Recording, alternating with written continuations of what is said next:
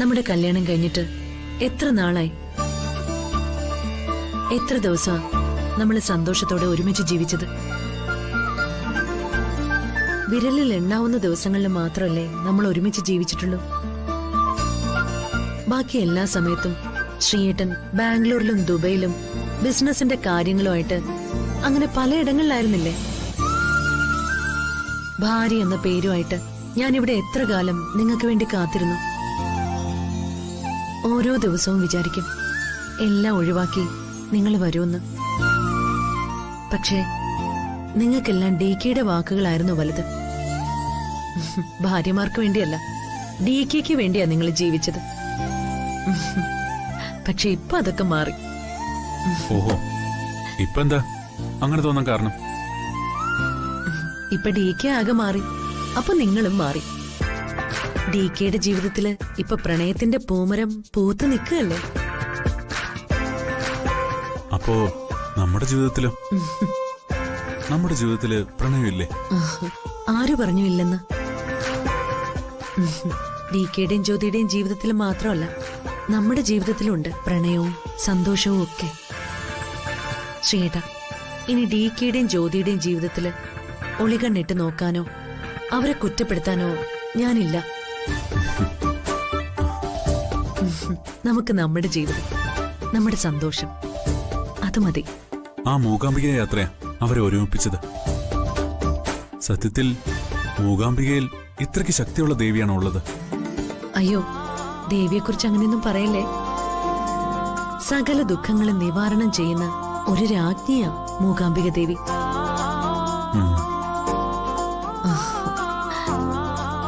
ശ്രീയേട്ടാ, ഞാനൊരു കാര്യം പറയട്ടെ. എന്ത് കാര്യം? നമുക്കും ഒരു യാത്ര പോയാലോ? എവിടേക്ക്? എവിടേക്കെങ്കിലും.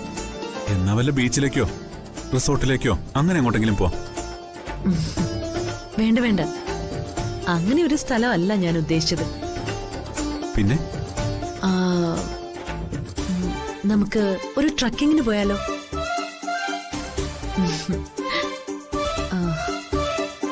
നമ്മളും താരയും ചിത്രയും. എല്ലാവരും ഒരു കൂട്ടുകുടുംബമായി സന്തോഷത്തോടെ ഇവിടെ തന്നെ ജീവിക്കണമെന്നാ എന്റെ ഒരു ആഗ്രഹം. എത്ര കാലമായിട്ടാ? ഒരുപാട് നാളൊന്നും അതിന് സാധിക്കുമെന്ന് എനിക്ക് തോന്നുന്നില്ല. അവരൊക്കെ വേറെ കുടുംബങ്ങളാ, വ്യക്തികളാ. അവരുടെ ഐഡന്റിറ്റിയെ നമ്മൾ അംഗീകരിക്കണ്ടേ? അതിന് അവരുടെ ഐഡന്റിറ്റിക്ക് ഇപ്പൊ എന്താ കുഴപ്പം? ഇപ്പൊ അവരെ DKയുടെ മക്കളായിട്ടും മരുമക്കളായിട്ടും മാത്രമേ ആളുകൾ കാണുന്നുള്ളൂ. അതല്ലാതെ അവർക്ക് പ്രത്യേകമായി ബിസിനസ്സുകളും വീടുകൾ, കുടുംബങ്ങൾ ഒക്കെ വേണ്ടേ? അവരെ അവരായിട്ടങ്ങ് അറിയപ്പെടണ്ടേ ഏട്ടാ? ജീവിക്കാവുന്ന അത്രത്തോളം കാലം ഇവിടെ എല്ലാവരും സന്തോഷമായി ജീവിക്കട്ടെ. ഈ സമ്പത്തും സൗഭാഗ്യങ്ങളും എല്ലാം അവർക്കും കൂടി ഉള്ളതാ. അതല്ല ഏട്ടാ, അവർക്കും വേറെ വീടും കുടുംബവും ഒക്കെ വേണമെന്ന് അവരിങ്ങോട്ടേക്ക് പറയുന്നതിന് മുമ്പ് നമ്മളായിട്ട് അവർക്ക് വേറെ സൗകര്യങ്ങൾ ഉണ്ടാക്കി കൊടുക്കണം. അതല്ലേ വേണ്ടേ? താൻ പറയുന്നതിലും കാര്യമുണ്ട്. നമുക്ക് ആലോചിക്കാം. എന്റെ ഭാര്യയുടെ അഭിപ്രായത്തിന് ഞാൻ വില കൽപ്പിച്ചില്ല എന്നാളെ പറയരുതല്ലോ. എന്തൊരു നല്ല ഭർത്താവ്. അല്ല, എനിക്കെന്താ കുഴപ്പം? ഒരു കുഴപ്പമില്ല. നിങ്ങൾ എന്റെ ചക്കര മുത്തല്ലേ?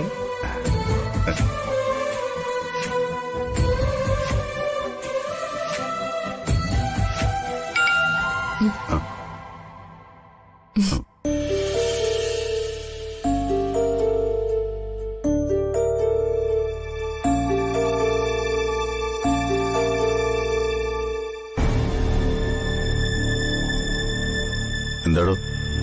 ഏട്ടാ നോക്കിയേ.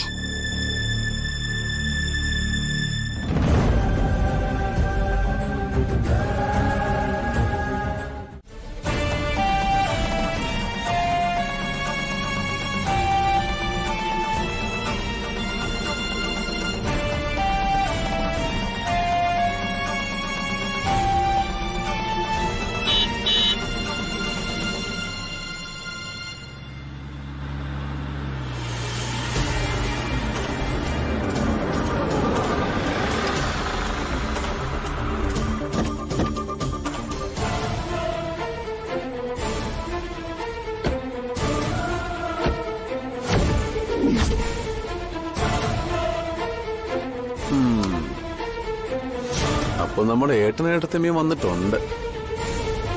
അപ്പൊ ഇന്നൊരു അഭിമുഖ സംഭാഷണം ഉറപ്പാ. അടിപൊളി.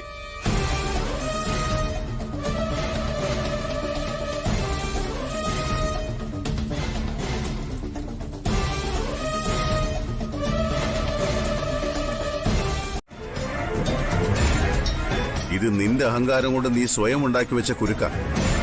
ഞങ്ങളോട് ആരോടും ഒരു വാക്ക് ആലോചിക്കാതെ ഇത് ചെയ്യാൻ നിനക്ക് എങ്ങനെ ധൈര്യം വന്നു? ഏട്ടാ, ഞാൻ എല്ലാം പറയാം. ഒരു മിനിറ്റ് എന്റെ കൂടെ ഒന്ന് വന്നേ. വാ ഏട്ടാ, വാ. എന്തിനാ ഇവിടെ ഒന്ന് പറഞ്ഞാ പോരെ? എല്ലാവരും കേക്കട്ടെ നമ്മുടെ പ്രണയ കഥ. യോ, ഞാൻ വെറുതെ പറഞ്ഞേ ഉള്ളൂ. പറഞ്ഞു പറഞ്ഞു പറഞ്ഞു. ഏട്ടൻ വാ.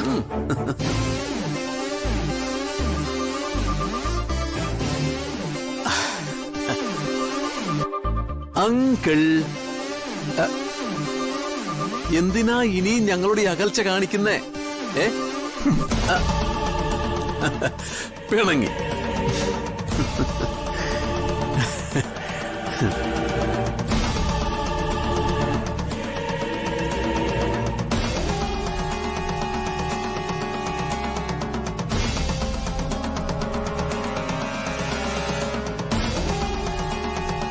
ചായ ഒന്നും വേണ്ട. എലിയെ കൊല്ലാൻ ഇല്ലം ചുടുന്ന് കേട്ടിട്ടുണ്ട്. അതാ നീ ഇപ്പൊ ചെയ്തോണ്ടിരിക്കുന്നത്. കൊല്ലേണ്ടത് എലിയാണെങ്കിൽ കൊല്ലുക തന്നെ വേണം ഏട്ടാ. അതിനെന്ത് മാർഗം വേണമെങ്കിലും ഉപയോഗിക്കാം. എനിക്ക് ഏട്ടനോട് പറയാനുള്ളത് ഒരു കാര്യമുള്ളൂ. ഏട്ടൻ അതിനെനിക്ക് വാക്ക് തരണം. എന്ത് വാക്ക്? ഇവിടെ വെച്ച് ഏട്ടൻ അയാളുമായിട്ട് ഒരു പ്രശ്നം ഉണ്ടാക്കില്ലെന്ന്. ഇങ്ങനെ ഒരു പ്ലാനിങ്ങിന്റെ ഭാഗമായിട്ടാണ് ഞാൻ അയാളുടെ ജീവിതത്തിലേക്ക് കയറി ചെന്നതെന്ന് അയാൾ അറിയരുത്. കൊള്ളാം. ഞാൻ അവനോട് സന്തോഷത്തോടെ ചിരിച്ചുല്ലസിച്ച് സംസാരിച്ച് ഇടപെടണമെന്നോ? അതൊരിക്കലും നടക്കില്ല. അതൊന്നും വേണ്ട ഏട്ടാ. ഏട്ടൻ അയാളോട് സംസാരിക്കണ്ട, പക്ഷെ വഴക്കുണ്ടാക്കരുത്. വഴക്കുണ്ടായ ഈ പ്ലാനിങ് എല്ലാം തെറ്റും. പ്രിയ, എനിക്ക് നീ ഒരു വാക്ക് തരണം. ഏട്ടൻ പറ, ഞാൻ എന്തും ചെയ്യാം. എത്രയും പെട്ടെന്ന് നീ അവിടുന്ന് തിരിച്ചിങ്ങോട്ട് പോന്നേക്കണം. അവിനാശമായുള്ള ജീവിതത്തിൽ നിന്ന് നീ പിന്മാറിയേ പറ്റൂ. എന്നിട്ടുടൻ തന്നെ നീ വേറൊരു കല്യാണം കഴിക്കണം. ഏട്ടോ, നിന്റെ കല്യാണം ഉടനെ നടന്നേ പറ്റൂ. ഞാൻ നടത്തും. അതിനുവേണ്ടി ഒരു പയ്യനെ ഞാൻ കണ്ടെത്തും. നീ എനിക്കിപ്പോ വാക്ക് തരണം.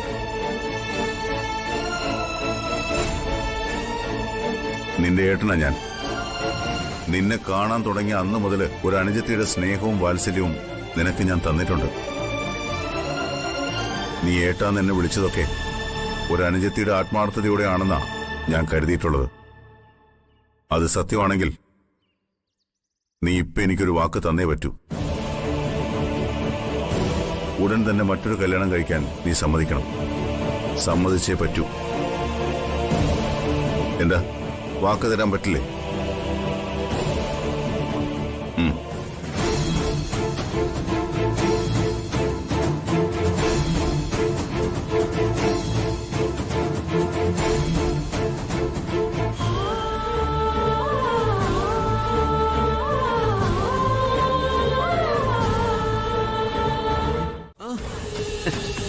ആന്റി, ദേ ഒരാനയെ കഴിക്കാനുള്ള വിശപ്പുണ്ട് എനിക്ക്. എന്തെങ്കിലും നന്നായിട്ട് ഉണ്ടാക്കണം കേട്ടോ. ഒരു നല്ല സദ്യ തന്നെ ആയിക്കോട്ടെ. എന്താ? മോളെ വാ, നമുക്ക് മുറിയിലേക്ക് പോ. വാ, ചെല്ലട്ടെ.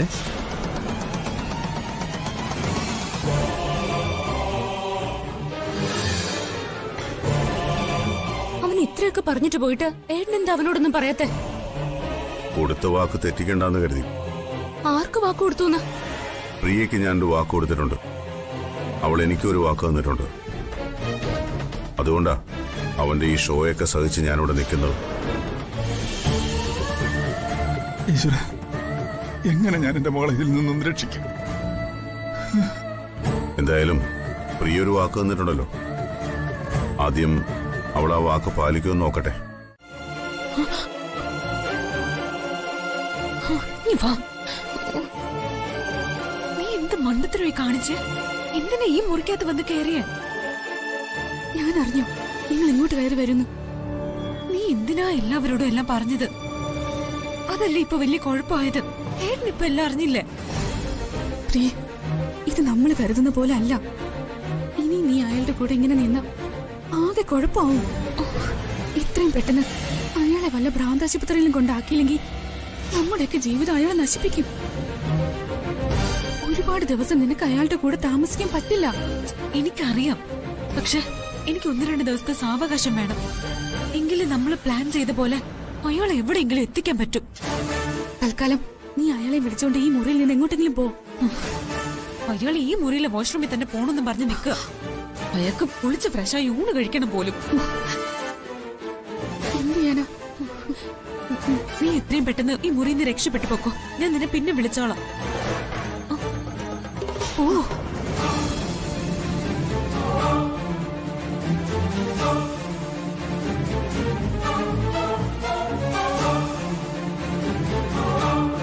ആയുസുണ്ടാവില്ല. കൊള്ളായേട്ടാ, എനിക്കിഷ്ടപ്പെട്ടു. 3-ാം സ്വരൂപം, ആണും പെണ്ണുമല്ലാത്തൊരു 3-ാം സ്വരൂപം. അങ്ങനെ എന്നെ കണക്ക് കൂട്ടിയത് ശരിയായില്ല. എന്തായാലും ഞാനൊരാണ് തന്നെയാ. അതുകൊണ്ടാടോ DK താൻ എത്ര എതിർത്തിട്ടും അവളെയും കൊണ്ട് ഞാൻ പോയത്. താനും തന്റെ ഭാര്യയും അവിടെ തന്തയും തള്ളയും എല്ലാരും കൂടെ ഒരുപാട് എതിർത്തതല്ലേ? എന്നിട്ട് അവള് സ്വയം ഇറങ്ങി വന്നു. എങ്ങനെ? നിങ്ങളെ രക്ഷിക്കാൻ, നിങ്ങളുടെ ശാന്തി മുഹൂർത്തം നടക്കാൻ. അവിടം വരെ അവളെ കൊണ്ടെത്തിച്ചത് ആരാണ്? DK. ഞാൻ. നിങ്ങൾ വിചാരിക്കുന്നതല്ല ഈ അവിനാഷ്. എന്നെ തോപ്പിക്കാൻ ഇപ്പോ നിങ്ങൾക്ക് പറ്റില്ല. ഈ അവിനാഷിന്റെ സ്നേഹത്തിന്റെ മുഖം മാത്രമേ കണ്ടിട്ടുള്ളൂ. അവള് അനിയത്തി. എനിക്ക് മറ്റൊരു മുഖം കൂടെ ഉണ്ട്. അതവള് കാണാൻ പോകുന്നതേ ഉള്ളൂ. അണയാൻ പോകുന്ന ഏത് തിരിയും അവസാനം ഒന്ന് ആളിക്കത്തും. പിന്നീട് പടുതിരിയായി അത് കരിഞ്ഞു തീരും. നിന്റെ കാര്യം അങ്ങനെ തന്നെയാ. എണ്ണയില്ലാത്ത വിളക്കിലെ പടുതിരി മാത്രമാ നീ. നിനക്കറിയോ, ഒരു മനുഷ്യന്റെ ഉള്ളിൽ ഒരു ദീപം കത്തണമെങ്കിൽ അവന്റെ ഉള്ളിൽ മനുഷ്യത്വം ഉണ്ടാവണം, സ്നേഹം ഉണ്ടാവണം, കരുണയുണ്ടാവണം. നിന്റെ ഉള്ളിൽ ഇതൊന്നുമില്ല. ഇതൊന്നുമില്ലാത്തൊരു മനുഷ്യന് ഭൂമിയിൽ നിലനിൽക്കാൻ പറ്റുകയില്ല. ആരുടെങ്കിലും കൈകൊണ്ട് തീരും.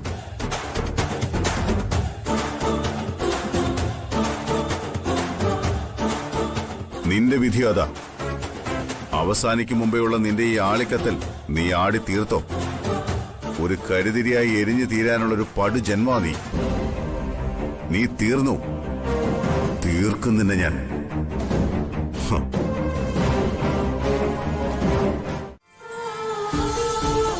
അയാൾക്ക് എന്നോട് അത്രയ്ക്ക് ഭ്രാന്തമായ സ്നേഹമുണ്ട്, ഇഷ്ടമുണ്ട്. എഴേ, അത് അവന്റെ വെറും ഭ്രാന്താണെന്ന് നീ എന്താ തിരിച്ചറിയാത്തത്? ആ ഭ്രാന്തുള്ളതുകൊണ്ട് എനിക്ക് ഇത്ര ഉറപ്പ്. അയാൾ എന്നെ ഒന്ന് നുള്ളി നോവിക്ക് പോലും ഇല്ലാന്ന്. അതേസമയം ഞാൻ കൊടുക്കുന്ന എന്ത് വേദനയും അയാള് സഹിക്കുമെന്നും എനിക്ക് ഉറപ്പാ. നീ എന്തൊക്കെയായി പറയുന്നത്? നീ അവനെ എന്ത് ചെയ്താലും അവൻ സഹിക്കുന്നോ? അതെ അമ്മേ, സഹിക്കും. കഴിഞ്ഞ ദിവസം എനിക്കത് ഉറപ്പായി.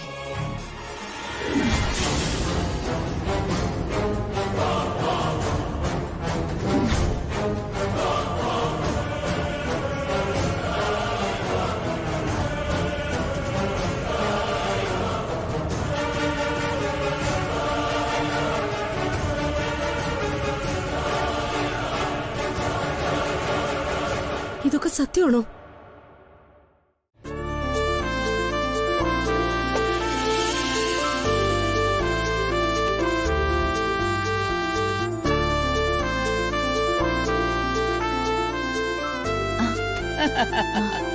അതെ, എല്ലാരോടുമായിട്ടേ എനിക്കൊരു സന്തോഷ വാർത്ത പറയാനുണ്ട്.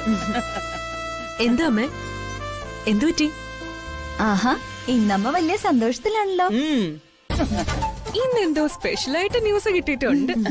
എന്നാ പിന്നെ സംപ്രേഷണം തുടങ്ങാൻ അമ്മ പറഞ്ഞോ, ഞങ്ങള് കേക്കാം. നോ ബേഡി, നോ കളിയാക്കൽ. ഒരു കുത്തുചെരിഞ്ഞു. അതെ, എനിക്ക് നല്ല സന്തോഷമുള്ള കാര്യ നിങ്ങളോട് എനിക്ക് പറയാനുള്ളത്. എന്താ കാര്യം? അമ്മയ്ക്ക് എന്താ ഇത്ര വലിയ സന്തോഷം? എടി മക്കളെ, ശിവ ഇപ്പോ എന്നെ വിളിച്ചിരുന്നു. എന്നിട്ട് എന്തു പറഞ്ഞു? അവനും അമലേ ഉടനെ വരുന്നു. അതിന് അവരുടെ ഹണിമൂണൊക്കെ കഴിഞ്ഞോ? പിന്നെ കഴിയാതെ നാളെ എത്രയായി പോയിട്ട്? അവര് എന്ന് വരുന്നു വല്ലതും അമ്മയോട് പറഞ്ഞോ? നോ നോ നോ, ഡേറ്റ് ഒന്നും പറഞ്ഞിട്ടില്ല. അവര് ഉടനെ വരുന്നെന്ന് മാത്രമേ പറഞ്ഞുള്ളൂ. എന്തോ ഒരു ഹാപ്പി ന്യൂസ് പറയാനുണ്ടെന്ന് പറഞ്ഞു. ഹാപ്പി ന്യൂസോ? എന്ത് ഹാപ്പി ന്യൂസ്? അതൊന്നും പറഞ്ഞില്ല. ഒരു ഹാപ്പി ന്യൂസ് ഉണ്ടെന്ന് മാത്രമേ പറഞ്ഞുള്ളൂ. ആ, ഞാൻ എന്തായാലും ഈ വിവരവേ അവരോട് ഇത് പറയട്ടെ. എല്ലാവരോടും ഞാൻ ഒരിക്കൽ കൂടി ക്ഷമ ചോദിക്കുക. ഇതുവരെ സംഭവിച്ചതെല്ലാം എല്ലാവരും മറക്കണം. എന്റെ അച്ഛനെയും അമ്മയും പോലെ അങ്കിളിനെയും ആന്റിയെയും ഞാൻ പൊന്നുപോലെ നോക്കിയോളാം. DKയെയും ജ്യോതിയെയും ഞാൻ എന്റെ സ്വന്തം ഏട്ടനും ഏട്ടതമ്മയായിട്ടാ കണ്ടിരിക്കുന്നത്. ഇനി അങ്ങനെ കാണൂ. ഞങ്ങൾ സന്തോഷത്തോടെ ജീവിച്ചോളാം. ദയവ് ചെയ്ത് ആരും മനസ്സിൽ എന്നോടൊരു വിരോധം വെക്കരുത്. അപ്പോ ഞങ്ങൾ ഇറങ്ങട്ടെ. എനിക്ക് പോയിട്ട് ശകലം തിരക്കുണ്ട്. അടുത്ത ദിവസം തന്നെ ഞങ്ങൾ അമരാവതിക്ക് വരുന്നുണ്ട്. എല്ലാവരെയും ഒന്ന് കാണാനും സന്തോഷിക്കാനും നമുക്ക് എല്ലാവർക്കും ഒരുമിച്ചൊന്ന് കൂടാമല്ലോ. വേണ്ട, അതിന്റെ ആവശ്യമില്ല. അങ്ങനല്ല, അങ്ങനെ അങ്ങനെ അങ്ങനെ പറയല്ലേട്ടാ. ഹൈ, എന്റെ പെങ്ങളെ കല്യാണം കഴിച്ചോട്ട് വീടല്ലേ. മാത്രമല്ല ഇപ്പോ നമ്മൾ ഏട്ടനും അനിയനും കൂടിയല്ലേ. ഞാൻ വരും. അതിനിപ്പോ എത്ര തവണ ഏട്ടൻ വരണ്ടെന്ന് പറഞ്ഞാലും ഞാൻ വരും. കാരണം നിങ്ങളെ ആരെയും എനിക്ക് മറക്കാൻ പറ്റില്ല. നമുക്ക് പോയാലോ? വാ. യാത്ര പറഞ്ഞു, യാത്ര പറഞ്ഞു.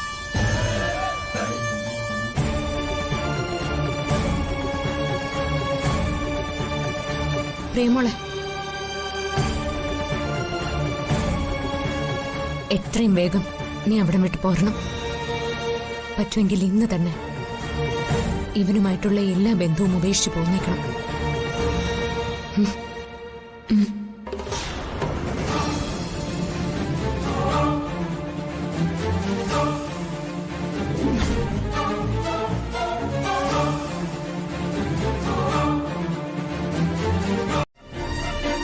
നമ്മൾ അങ്ങനെ ശ്രമിക്കുമ്പോ അവനെന്തെങ്കിലും കടുകൈ ചെയ്താലോ? അവൻ എന്ത് മറിമായവും കാണിക്കും. ഒരിക്കൽ പ്രിയ ആത്മഹത്യക്ക് ശ്രമിച്ചത് ഓർക്കുന്നുണ്ടോ? അന്ന് എന്താ സംഭവിച്ചേ? അവൻ ഞരമ്പ് മുറിച്ച് ആത്മഹത്യ ചെയ്യാൻ പോകുന്നതായിട്ട് വീഡിയോ കോളിൽ അവൻ അവളെ വിളിച്ചു കാണിച്ചു. അവന്റെ കയ്യിൽ നിന്ന് രക്തമൊഴുകുന്നത് കണ്ടപ്പോ അവള് തളർന്നുപോയി. അവളും ആത്മഹത്യക്ക് ശ്രമിച്ചു. പക്ഷേ അന്ന് അവൻ നടത്തിയത് വെറും നാടകമായിരുന്നു. അത് അവള് തിരിച്ചറിഞ്ഞില്ല. അവൻ ഞരമ്പ് മുറിച്ചതുമില്ല, ചാവ നോക്കിയതുമില്ല. പാവം പ്രിയ ആത്മഹത്യക്ക് ശ്രമിക്കുകയും ചെയ്തു. അതുപോലെ അവൻ ഇനിയും അവളെ കൊടുക്കാനുള്ള എല്ലാ സാധ്യതയുണ്ട്. അതുകൊണ്ട് എത്രയും പെട്ടെന്ന് അവളെ അവിടുന്ന് രക്ഷിച്ചേ പറ്റൂ. ഇതൊക്കെ ഈ തീരുമാനം എടുക്കുന്നതിന് മുൻപേ ആലോചിക്കേണ്ടതായിരുന്നു. ഇനിയിപ്പോ ഒന്നും പറഞ്ഞിട്ട് കാര്യമില്ല. ഏത് നിമിഷവും എന്തും സംഭവിക്കാവുന്ന അവസ്ഥയിലാണ് അവന്റെ കൂടെയുള്ള ജീവിതം.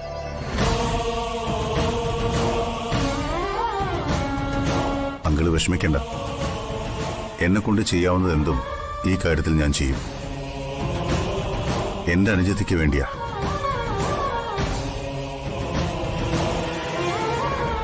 എത്രയും പെട്ടെന്ന് നമുക്ക് അവളുടെ വിവാഹം നടത്തണം. അത് മാത്രമേ ഉള്ളൂ ഇതിനൊരു പരിഹാരം.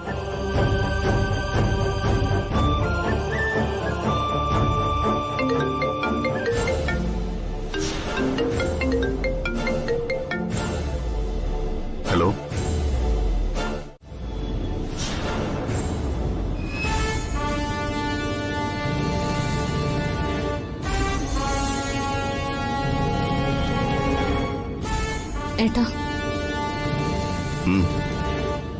എന്തു പറ്റി? എന്തിനാ ടെൻഷൻ? ആരാ ഫോൺ ചെയ്ത്? മാനേജറാ? റെസ്റ്റോറന്റിൽ എന്തെങ്കിലും പ്രശ്നമുണ്ടോ? ഉം. ഒരു ചെറിയ പ്രശ്നമുണ്ട്. എന്താ പ്രശ്നം? പറയട്ടാ, റെസ്റ്റോറന്റിൽ എന്താ പ്രശ്നം? ആ, ഇനി 10 മിനിറ്റേ ഉള്ളൂ. 10 മിനിറ്റോ? അതെ, 10 മിനിറ്റിനുള്ളിൽ അവിടെ എത്തണം. എവിടെ? റെസ്റ്റോറന്റിലോ? അല്ല, തിയേറ്ററിൽ. തിയേറ്ററിലോ? എന്തിന്? എല്ലാവരും തിയേറ്ററിൽ പോകുന്നത് എന്തിനാ? സിനിമ ആണ്. എന്നാ നമ്മളും അതിനാ പോകുന്നത്. ഏ? ഒരു സിനിമ കാണാൻ. സത്യ? ഉം. നമ്മൾ സിനിമയ്ക്ക് പോവാ? അതെ. ആ, ഷോ തുടങ്ങാൻ ഇനി 10 മിനിറ്റേ ഉള്ളൂ. അപ്പോ റെസ്റ്റോറന്റിൽ എന്തോ പ്രശ്നമുണ്ടെന്ന് പറഞ്ഞ് ഫോൺ വന്നത്? അത് ഞാൻ ചുമ്മാ ഒന്ന് ആക്ട് ചെയ്തല്ലേ. സിനിമയ്ക്ക് പോകാനാണെന്ന് പറഞ്ഞാ നിന്റെ അച്ഛനും അമ്മയും പെട്ടെന്ന് വിടുമായിരുന്നു. അതിനെ ചുമ്മാ ഞാൻ ഒരു ഷോ കാണിച്ചല്ലേ.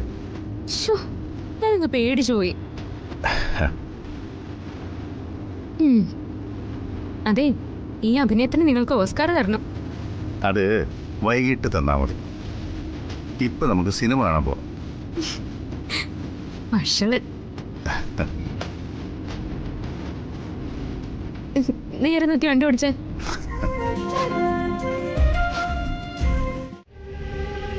എന്താ ബാലു, എന്താ പറ്റിയത്? എന്റെ കയ്യിൽ നിന്ന് ഒരു വലിയ തെറ്റ് പറ്റിയിട്ടുണ്ട്. ജീവിതത്തിൽ ഒരിക്കലും തിരുത്താൻ പറ്റാത്ത വലിയൊരു തെറ്റ്. എല്ലാവരുടെ മുമ്പിലും ആ തെറ്റ് മറച്ചു വെച്ച് ഒരു വലിയ കുറ്റബോധത്തോടു കൂടിയാ ഞാൻ ഓരോ നിമിഷം നടക്കുന്നത്. ഇനിയെങ്കിലും എനിക്കത് തുറന്നു പറഞ്ഞേ പറ്റൂ. എനിക്ക് ഉറങ്ങാൻ കഴിയുന്നില്ല പലപ്പോഴും. പറ ബാലു, എന്ത് തെറ്റാ ബാലു ഞങ്ങളോട് ചെയ്തത്? നിങ്ങളോടല്ല, ജ്യോതിയോട്. ജ്യോതിയോടോ? അതെ, എല്ലാത്തിനും കാരണക്കാരൻ അവനാ. ആ അവിനാഷ് നിന്റെ ആങ്ങളാ. എന്താ ബാലു, സത്യം പറ, എന്താ ബാലു ചെയ്തേ? അന്ന്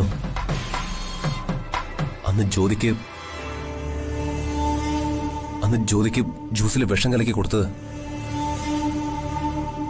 അത് ഞാനാ.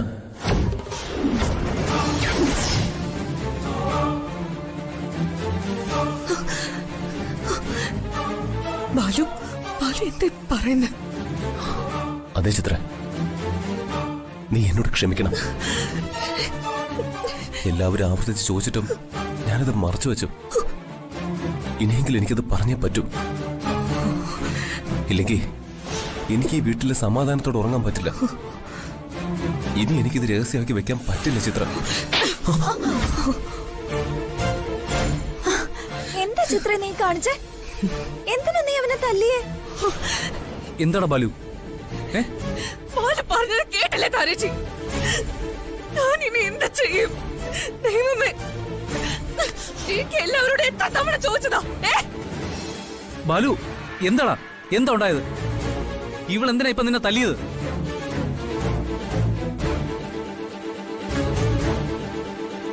ചോദിക്കേ, താരേച്ചി ചോദിക്കും ഞാൻ എന്തിനാ അടിച്ചത്? നിനക്ക് എന്താ ചിത്ര, ഭ്രാന്ത് പിടിച്ചോ?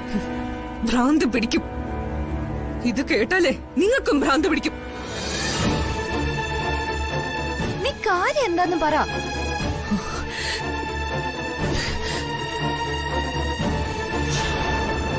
അന്ന് ജ്യോതിക്ക് ജ്യൂസിൽ വിഷം കലർത്തി കൊടുത്തത് ബാലു ആണത്രേ.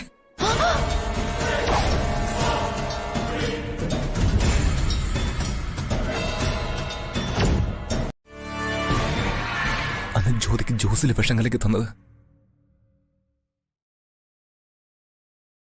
ഞാനാ.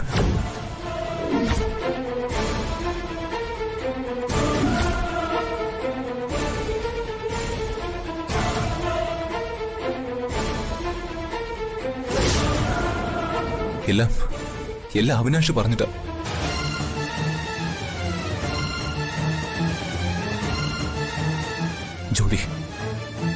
ജ്യോതി എന്നോട് ക്ഷമിക്കണം, എന്നോട് പൊറുക്കണം. ഒരിക്കലും കൊല്ലണമെന്നൊന്നും വിചാരിച്ചിരുന്നില്ല. വെറുതെ ഒന്ന് കളിയാക്കി വിടണമെന്ന് മാത്രമേ വിചാരിച്ചിരുന്നുള്ളൂ.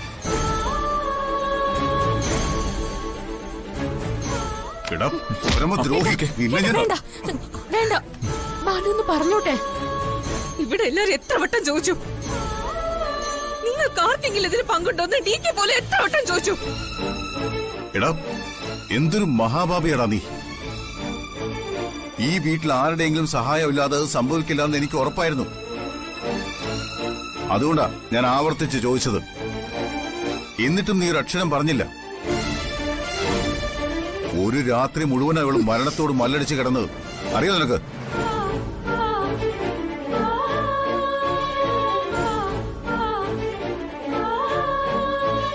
പൈലറ്റിൽ കണ്ട ഞാൻ എന്തൊക്കെയാ കേൾക്കുന്നത്? നിനക്കിത് എങ്ങനെ മനസ്സ് വന്നടാ? ആരെങ്കിലും ഒരാൾ നിർബന്ധിച്ചാൽ സ്വന്തം വീട്ടുകാരെ കൊല്ലാൻ പോലും മടിയില്ലാത്തവനായി പോയല്ലോടാ നീ. പറ്റിപ്പോയമ്മ.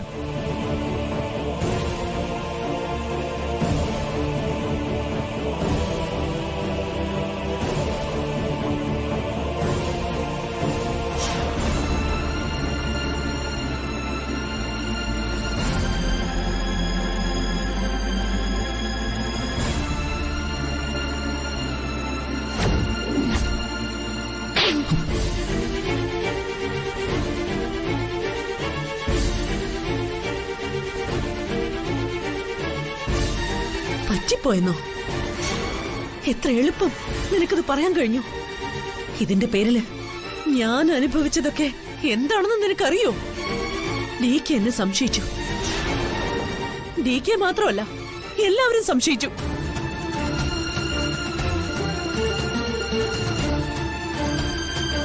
പറഞ്ഞല്ലോ ഏട്ടാ, അവന് വേണമെങ്കിൽ അത് പറയാതിരിക്കായിരുന്നല്ലോ.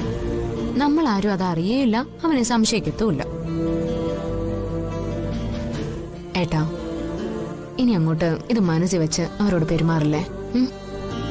പിന്നെ നിന്നോട് ചെയ്തൊക്കെ ഞാൻ മറക്കണോ? മറക്കണം. മറക്കേണ്ടതൊക്കെ മറക്കുക തന്നെ വേണം. ഇനി അവരിങ്ങനെ ഒന്നും ചെയ്യില്ല. ഇപ്പോഴത്തെ ഈ ഒരു അന്തരീക്ഷം ഒന്ന് മാറിക്കിട്ടാൻ അവരൊരു യാത്ര പോകുന്നതാ ഏറ്റവും നല്ലത്. നാളെ ഏട്ടൻ അതിനു വേണ്ട ഏർപ്പാടുകളൊക്കെ ചെയ്യണം.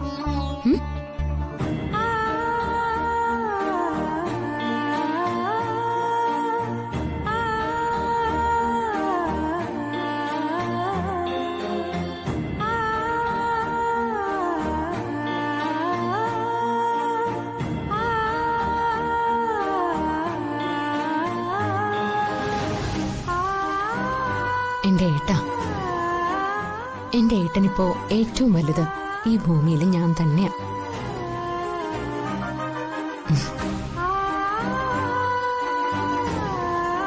അപ്പോ എന്റെ ഏട്ടന് പ്രിയപ്പെട്ടവരൊക്കെ എനിക്കും പ്രിയപ്പെട്ടവരാ. ഇല്ലടാ, ഒരു കുഴപ്പമില്ല. ഞങ്ങൾ തമ്മിൽ ഒരു കുഴപ്പമില്ല. പ്രിയ ഭയങ്കര ഹാപ്പി അല്ലേ? എടാ, നീ വെച്ചേ, ഞാൻ അങ്ങോട്ട് വിളിച്ചോളാം. ചുമ്മാ ഷാജിയ. പിന്നെ ഈ എല്ലാവർക്കും അറിയേണ്ടത് ഒരേ ഒരു കാര്യമാണ്, പ്രിയ സന്തോഷത്തോടുകൂടിയാണോ എന്റെ കൂടെ ഇറങ്ങി വന്നതെന്ന്. പിന്നല്ലാതെ ഞാൻ സന്തോഷത്തോടുകൂടി തന്നെയാ അവിനാശിന്റെ കൂടെ വന്നത്. ശരിക്കും ഒന്നുമല്ലെങ്കിലും എന്നെ ഇത്രയ്ക്ക് സ്നേഹിക്കുന്ന ആളല്ലേ. അത് സത്യമാ. ദേ, ഈ പാല് കുടിച്ചേ. ആദ്യം പ്രിയ കുടിക്കേ. എനിക്ക് രാത്രി പാല് കുടിക്കുന്നത് ഇഷ്ടമല്ല, ഛർദിക്കും. അവിനാശ് കുടിക്കേ. അത് വേണം. കുടിക്കുന്നേ എനിക്കിഷ്ടമല്ല. എന്നിട്ടാ കുടിക്കേ.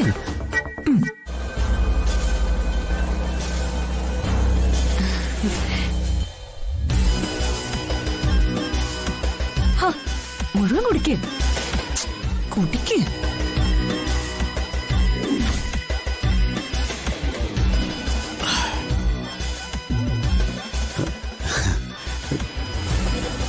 പിന്നെ ഇന്നലെ നമ്മുടെ ശാന്തി മുഹൂർത്തം ആകെ കൊളായിപ്പോയി. പക്ഷേ ഇന്ന് നമുക്കത് ഗംഭീരമായിട്ട് ആഘോഷിക്കണം. ആ ആഘോഷിക്കാം, അതിനെന്താ.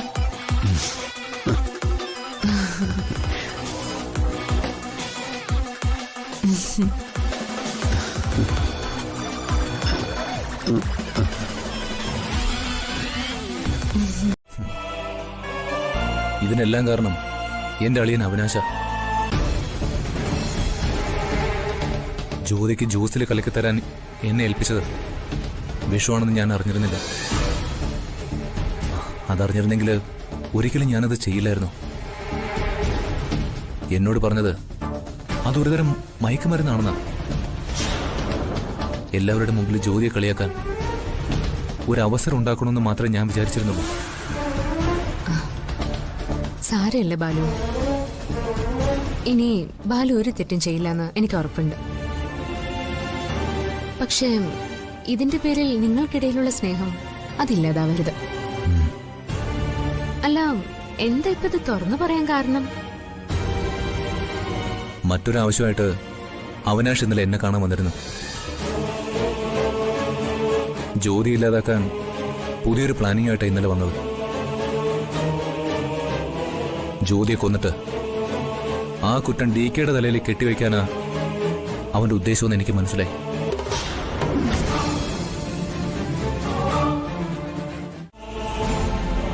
ഇനിയെങ്കിലും ബാലുവിന്റെ സ്വഭാവം നന്നായ മതിയായിരുന്നു. എന്തായാലും മായേച്ചിയുടെ കയ്യിൽ നിന്ന് കിട്ടിയ നന്നായി. നന്നായില്ലെങ്കിലേ അടി ഇനിയും വാങ്ങിക്കും. ബാലു കാരണം ഇവിടെ കുറച്ച് പ്രശ്നങ്ങളുണ്ടായി. എനിക്കതിന്റെ തിക്താനുഭവം നേരിടേണ്ടിയും വന്നു. നിന്റെ അറിവില്ലായ്മയായി കണ്ട് ഞാനത് ക്ഷമിച്ചു. നീ എന്റെ അനിയനല്ലേടാ. നിങ്ങളെയൊക്കെ ഞാൻ അങ്ങനെയല്ലേ കണ്ടിട്ടുള്ളൂ. നീ അങ്ങനെ ചെയ്യുമെന്ന് ഞാൻ സ്വപ്നത്തിൽ പോലും കരുതിയില്ല. അതുകൊണ്ടാ ഇത് കേട്ടപ്പോ എനിക്ക് സഹിക്കാൻ കഴിയാത്തത്. പോട്ടെ, ഇനി അതെല്ലാം മറന്നേക്ക്. ജ്യോതി പറഞ്ഞതുപോലെ നമ്മുടെ ഈ മൂഡ് ഓഫ് മാറാൻ ഈ യാത്ര നല്ലതാ. നമ്മൾ പ്ലാൻ ചെയ്ത യാത്ര മുടങ്ങാൻ പാടില്ല ബാലു. ഇതാണ് സ്പിരിറ്റ്. എല്ലാവരും പരസ്പരം ക്ഷമിക്കണം. നിങ്ങൾ 3 ആൺമക്കളും ഭാര്യമാരും എന്നും ഒന്നിച്ചു തന്നെ നടക്കണം. മറ്റെല്ലാം നമുക്കങ്ങ് മറക്കാന്നേ. എന്താ ബാലു ഓക്കെ അല്ലേ?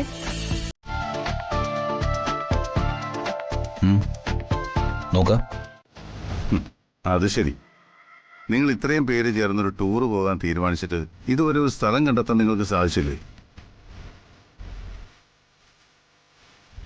അമ്മ പറയുന്ന എല്ലാ സ്ഥലത്തും ഒരു ക്ഷേത്രത്തിന്റെ സ്വാധീനം ഉണ്ടാവും. അതാണ് അമ്മ. ഈശ്വരനോടുള്ള ഭക്തിയാ ഇപ്പൊ അമ്മയുടെ മനസ്സ് നിറയെ. അതുകൊണ്ടാണ് അങ്ങനെ പറയുന്നത്. അമ്മയുടെ ഭക്തി ഇത്ര കൂടിയിരിക്കുകയാണെന്ന് ഞങ്ങൾ അറിഞ്ഞില്ലല്ലോ. അതിന് അമ്മയെ കുറ്റം പറഞ്ഞിട്ട് കാര്യമില്ല. നിങ്ങൾ ചെയ്യേണ്ട ജോലി നിങ്ങൾ തന്നെ ചെയ്യണം. നിങ്ങൾ എന്തിനാ അമ്മയുമായിട്ട് ആലോചിക്കാൻ പോയത്? എവിടെ പോകണമെന്ന് നിങ്ങളല്ലേ തീരുമാനിക്കേണ്ടത്.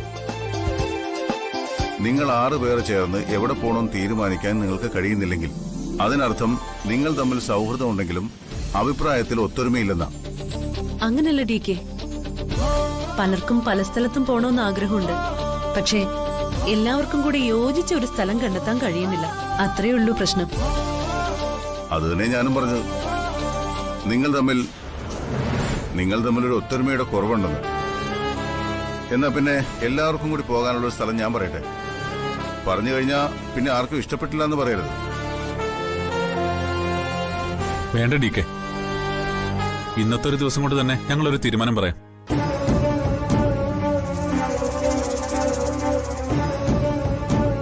അധികം ദൂരത്തൊന്നും അല്ലാത്ത നല്ലൊരു സ്ഥലം തന്നെ ഞങ്ങൾ കണ്ടെത്തും. വളരെ നല്ലത്.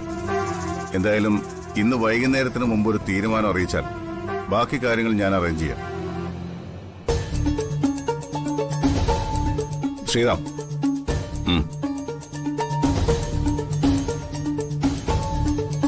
അതെ, നിങ്ങളൊരു കാര്യം പ്രത്യേകം ശ്രദ്ധിക്കണം. എന്താ ഡി കെ? ഞങ്ങളുടെ ഭാഗത്തുനിന്ന് എന്തെങ്കിലും തെറ്റുണ്ടായോ ഡി കെ? ബാംഗ്ലൂരിലെ ഒരു കാര്യവും ഞങ്ങളോട് ആരോടും പറഞ്ഞിട്ടില്ല. അതൊന്നുമല്ല, നിങ്ങളൊക്കെ ഡി കെ വളർത്തിയ ആൺകുട്ടികൾ തന്നെയാണോ എന്ന് ഇപ്പൊ എന്റെ സംശയം.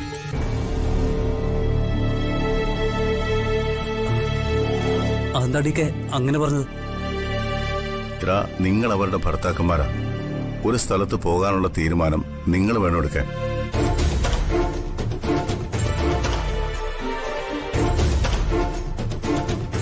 എന്നിട്ടത് അവരെ കൊണ്ട് സമ്മതിപ്പിക്കണം. മനസ്സിലായോ? അതാണ് ഭർത്താക്കന്മാരുടെ മെടുക്ക്. ഇല്ലെങ്കിൽ ഇതുപോലെ ഇപ്പോഴും ഒരു തീരുമാനത്തിലെത്താൻ പറ്റാതെ വരും. മനസ്സിലായോ?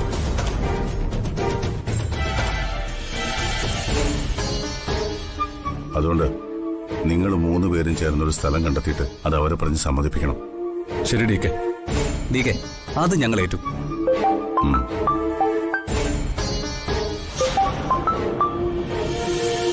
ഹലോ, എന്താ പറ്റിയത്?